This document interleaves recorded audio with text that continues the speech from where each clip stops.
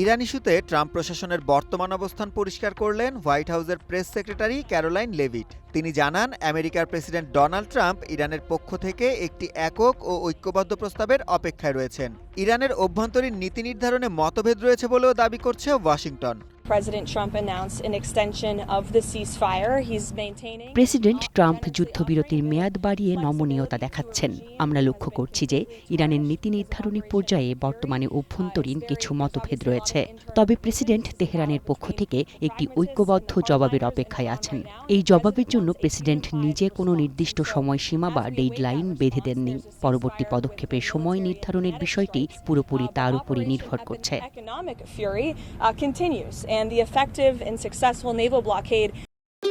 ভবিষ্যৎ হোক নিরাপদ, বিনিয়োগ হোক বিশ্বস্ত, আর আমার পছন্দ সল্ট বে।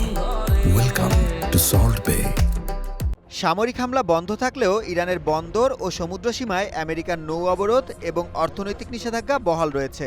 হোয়াইট হাউসের দেওয়া তথ্য অনুযায়ী এই অবরোধের ফলে ইরান প্রতিদিন গড়ে $50 কোটি রাজস্ব হারাচ্ছে।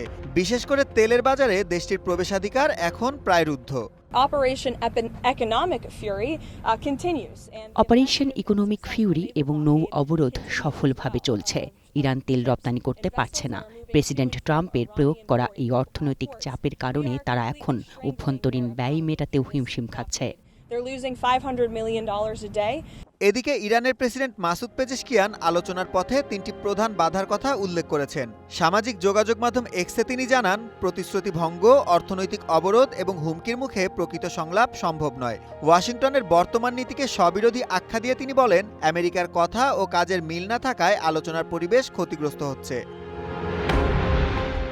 অন্যদিকে ইরানের পার্লামেন্ট স্পিকার মোহাম্মদ বাঘের গালিবাফ জানিয়েছেন, নৌ অবরোধ জারি রেখে কোনো যুদ্ধবিরতি কার্যকর হতে পারে না। তিনি স্পষ্ট হুঁশিয়ারি দিয়ে বলেন, ইসরায়েলের সামরিক তৎপরতা বন্ধ এবং আমেরিকার অবরোধ প্রত্যাহার না করা পর্যন্ত কৌশলগতভাবে গুরুত্বপূর্ণ হরমুজ প্রণালী পুনরায় খুলে দেওয়ার কোনো সুযোগ নেই। সুলাইমান সবুজ, ওয়ান ইন্টারন্যাশনাল ডেস্ক।